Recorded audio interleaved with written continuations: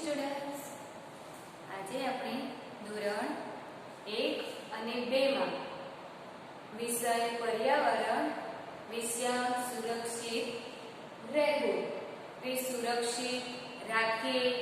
બરાબર બાળમિત્રો, આપણું આ ચેપ્ટર છે સુરક્ષિત રાખીએ.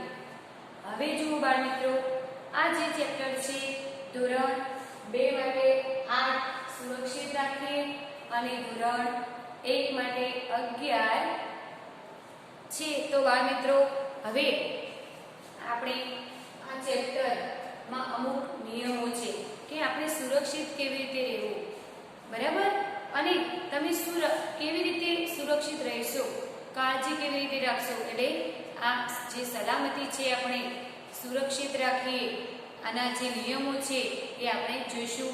એના અમુક નિયમો છે. ધારો કે આપણે કેવી રીતે સલામતી રાખીએ, સુરક્ષિત રહેવા માટે આપણે સલામતી કેવી રીતે રાખીશું.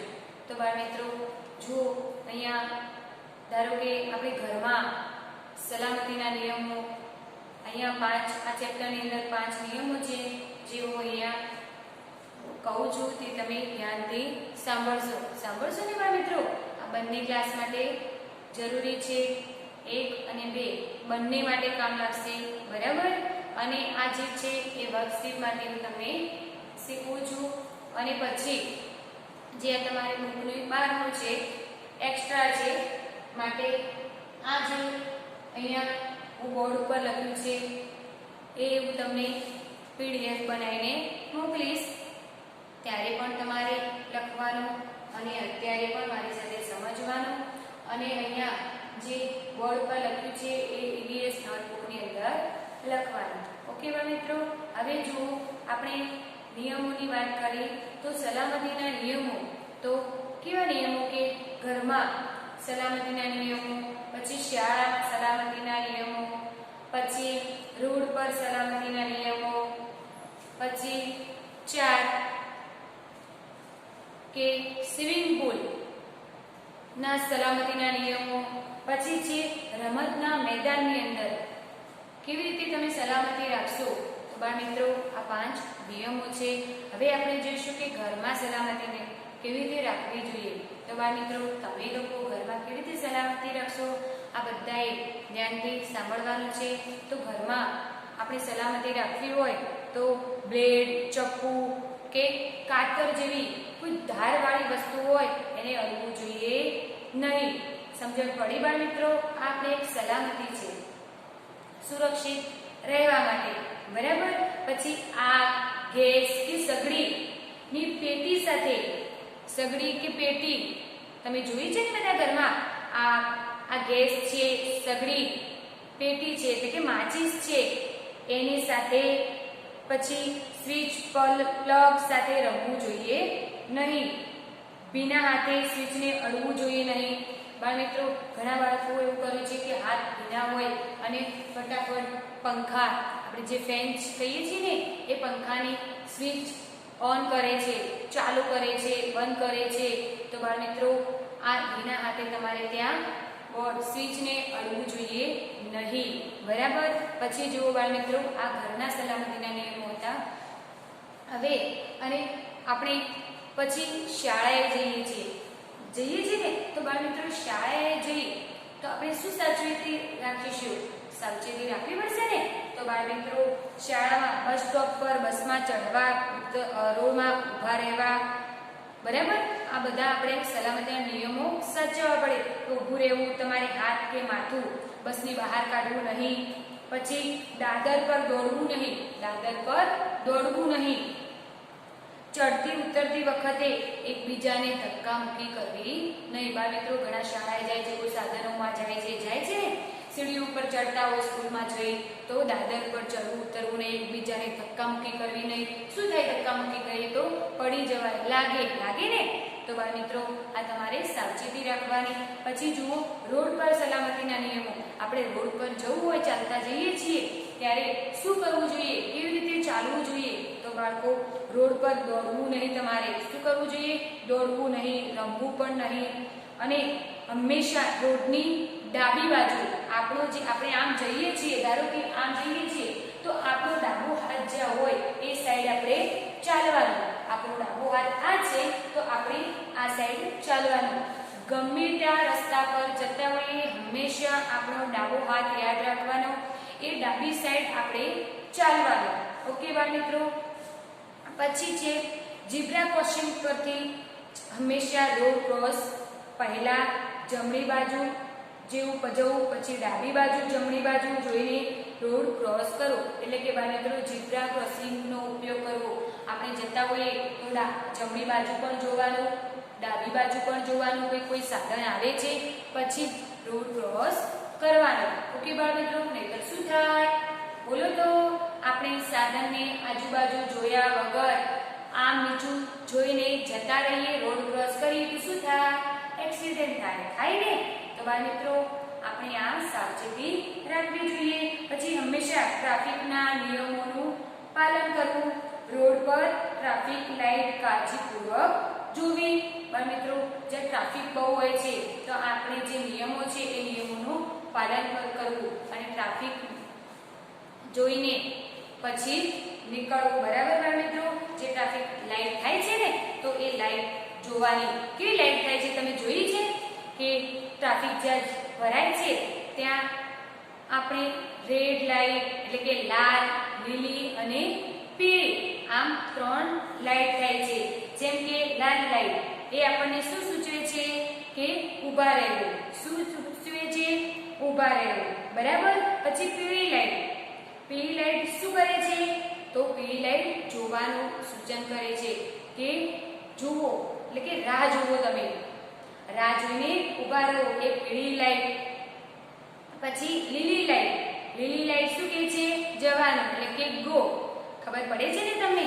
તો બાળ મિત્રો આ તમારે યાદ રાખવાનું કે લાલ જે લાઈટ છે એ ઊભા રહેવાનું કહે છે, પીળી જે લાઈટ છે એ રાહ જોવાની સૂચવે છે, અને લીલી જે લાઈટ છે એ જવાનું કહે છે. બાળ મિત્રો ઘણા બાળકોએ આ ટ્રાફિકમાં લાઈટનું નિરીક્ષણ કર્યું હશે અને જોઈ પણ હશે. જોઈ છે ને બધાએ? તો બાળ મિત્રો આ નિયમોનું આપણે પાલન કરવાનું છે. શું કરવાનું છે? પાલન કરવાનું છે. બરાબર. પછી રમતના મેદાનમાં. તો બાળ મિત્રો રમતના મેદાનમાં તમે કેવી રીતે આ નિયમોનું પાલન કરશો? સાવચેતી સલામતી રાખશો. કેવી રીતે રાખશો?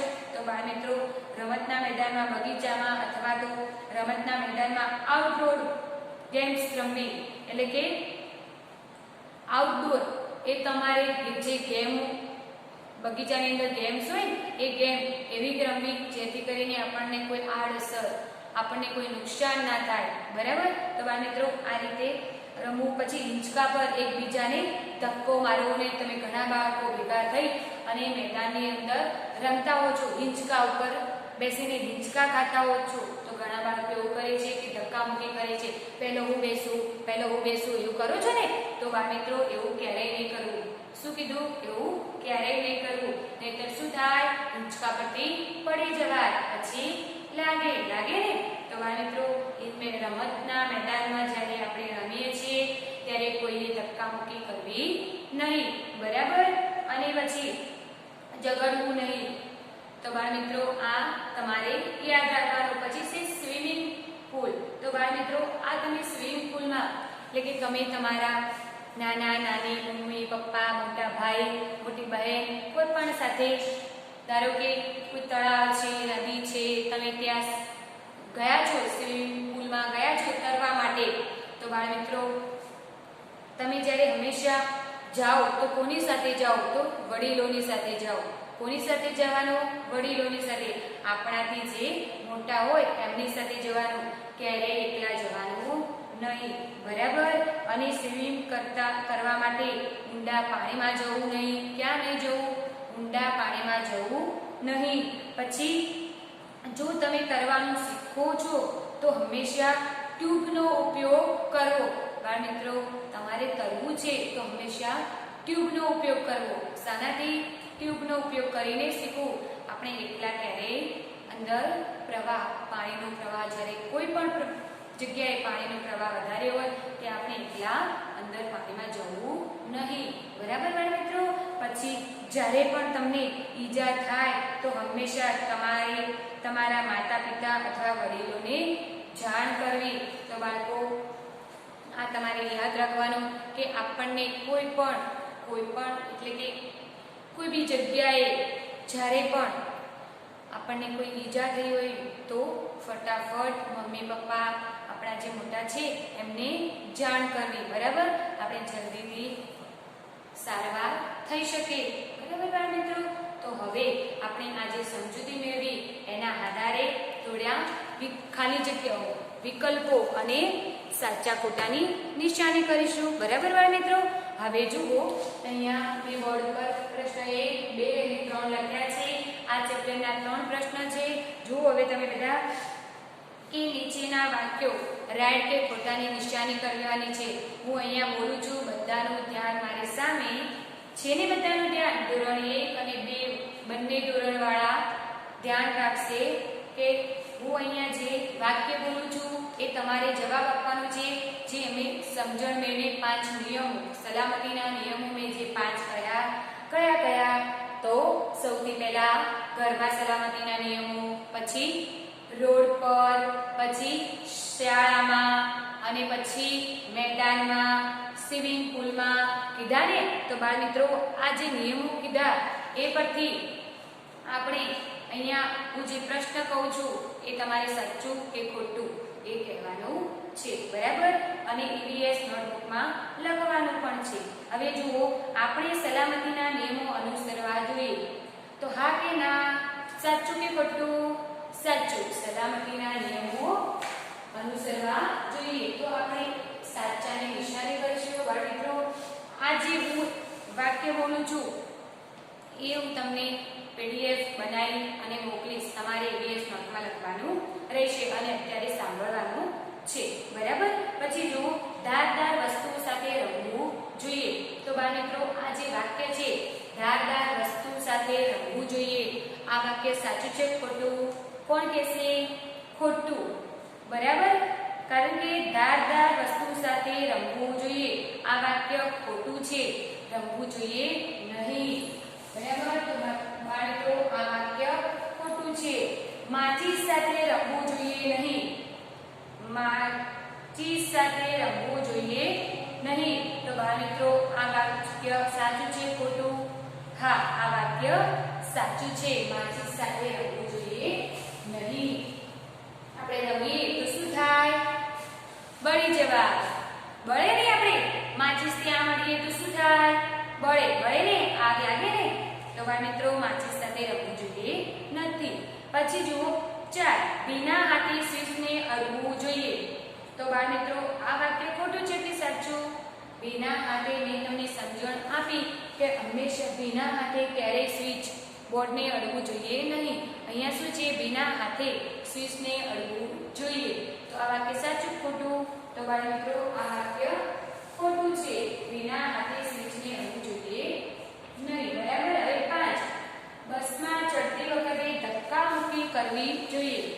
બસમાં ચડતી વખતે ધક્કામુક્કી કરવી જોઈએ. બસમાં ચડતી વખતે ધક્કામુક્કી કરાય? બોલો બધા. સરસ. ના કરાય. ધક્કામુક્કી કરીએ તો શું થાય? પડી જવા લાગે. માટે આ વાક્ય પણ ખોટું છે. બરાબર, પછી જુઓ, ચાલતી બસમાં હાથ બહાર કાઢવો જોઈએ નહીં.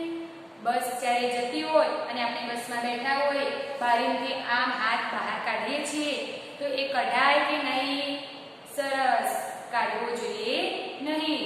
માટે આ વાક્ય સાચું છે. અને જો દાદર પર દોડવું જોઈએ નહીં. દાદર એટલે કોની દાદર કહેવાય? સીડી. જેમ કે સ્કૂલમાં આપણે સીડી પર ચડીએ છીએ ને, તો આપણે આપણા ક્લાસમાં જવા માટે ઉપર એક માળ ઉપર એવી રીતના માળ ઉપર માળ બાંધેલો હોય સ્કૂલની અંદર, અને આપણે જવું હોય તો આપણે સીડી પરથી જતા હોઈએ છીએ. તો બાળ મિત્રો, દાદર કોની કહેવાય? સીડી.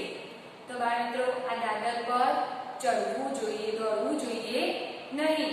તો આ વાક્ય સાચું છે ખોટું? તો સાચું. દોડવું જોઈએ નહીં તો વાક્ય સાચું છે, પણ દાદર પર દોડવું જોઈએ તો આ વાક્ય ખોટું છે. શું છે? ખોટું. અહીંયા લખ્યું છે દાદર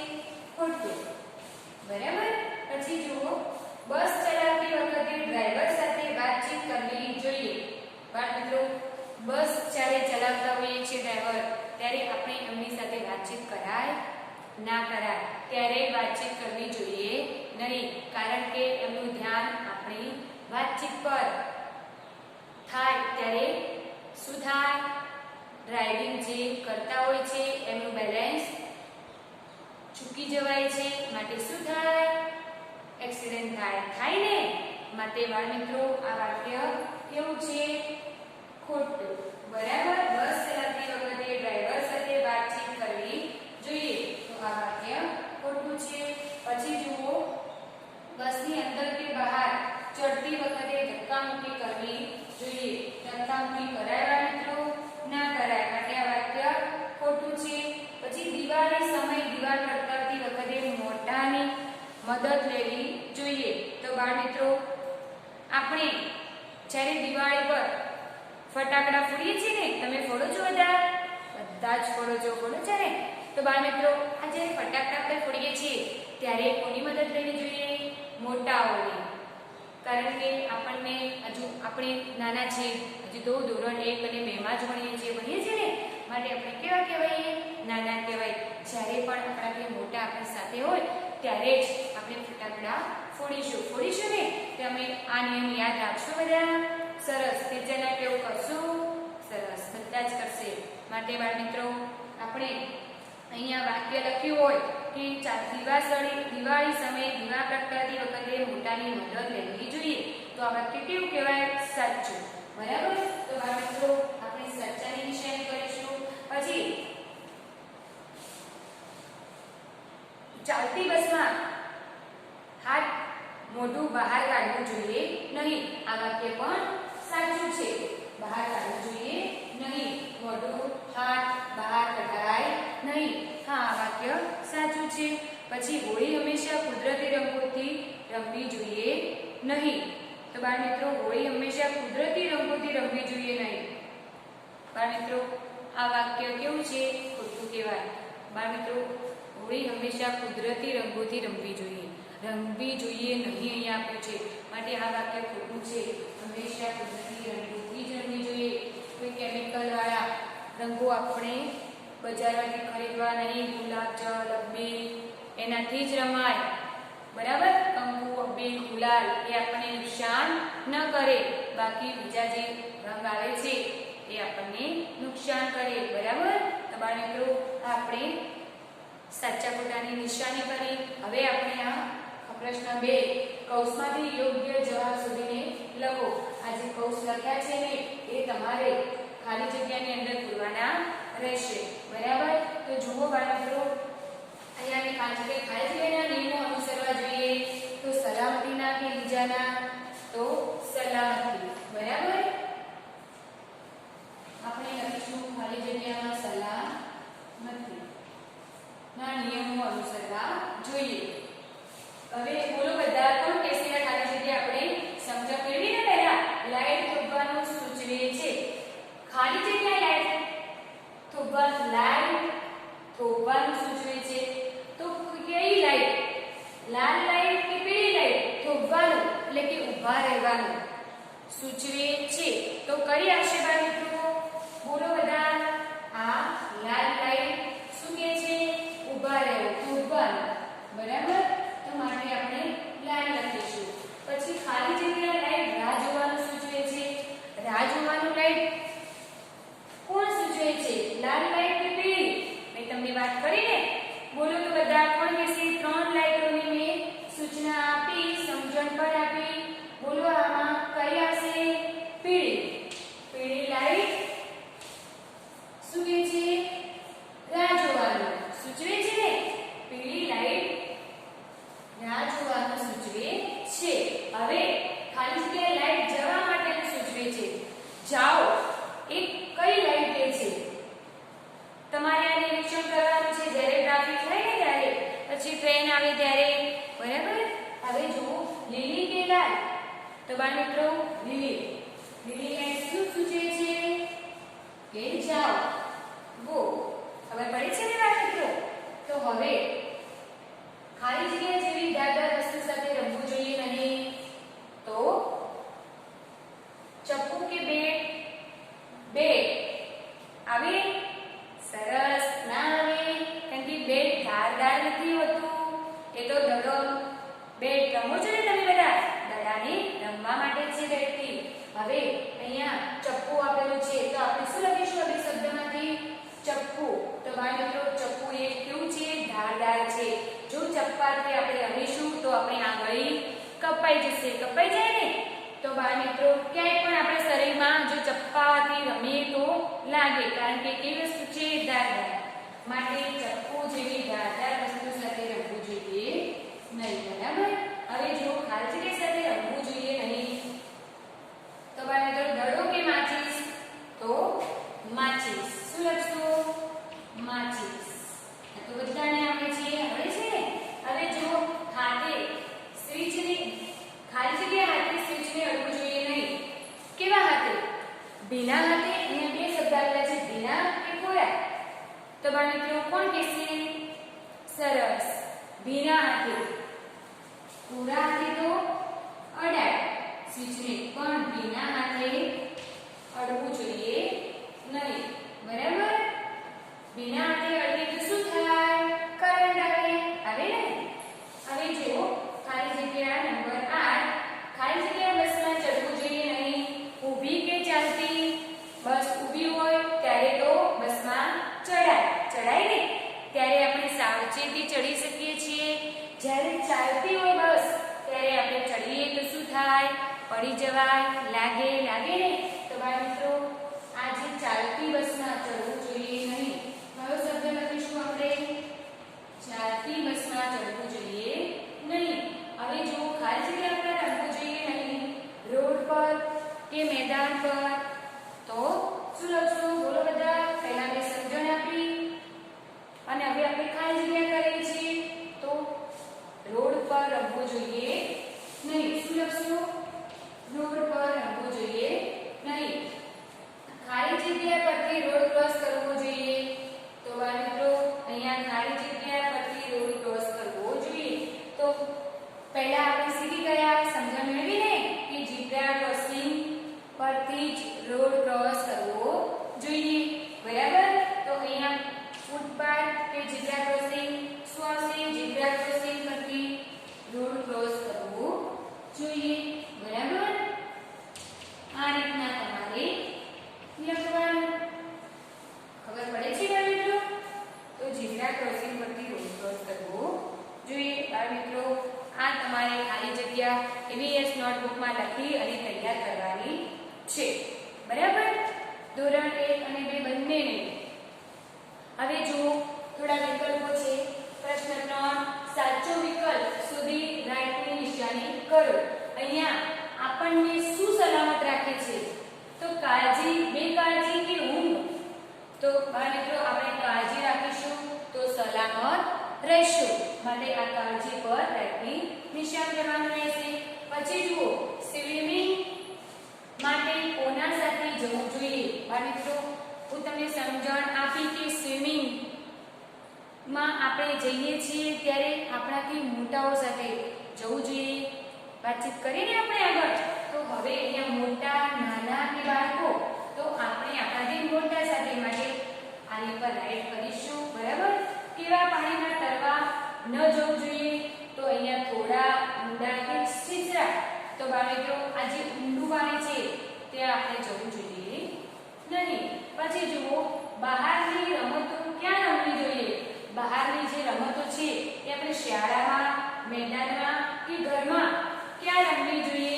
કોણ કહેશે ચલો કે બહારની રમતો ક્યાં રમવી જોઈએ? તો આપણે શું લખીશું? મેદાનમાં. બરાબર. શાળામાં કે ઘરમાં રમાય નહીં. માટે આપણે બહારની રમતો મેદાનમાં રમીશું. પછી જુઓ 5, શેના પર ધક્કા ન મારવા જોઈએ? બાળ મિત્રો આપણે અહીંયા લક્ષણી આપી છે, મેદાન છે, ઘર છે. માટે અહીંયા આપણે શું લખીશું? મેદાનમાં તો આપણે રમત રમીએ છીએ, ઘરમાં પણ રમતા નથી. ધક્કા મુક્કી પણ ન કરવી જોઈએ. હવે શેના પર ધક્કા ન મારવા જોઈએ? તો અહીંયા લક્ષણી આપી છે ને? તો બાળ મિત્રો આપણે જ્યારે લક્ષણી રમીએ છીએ, ખાવું છે ને તમે તે મેદાનની અંદર લક્ષણી, તો ત્યાં જઈ તમારે ધક્કા મુક્કી ન કરવી જોઈએ. માટે આ લક્ષણી પર સાચાની નિશાની કરીશું. ક્યાં દોડવું ન જોઈએ? તો બાળ મિત્રો આપણે દોડવું ક્યાં ન જોઈએ?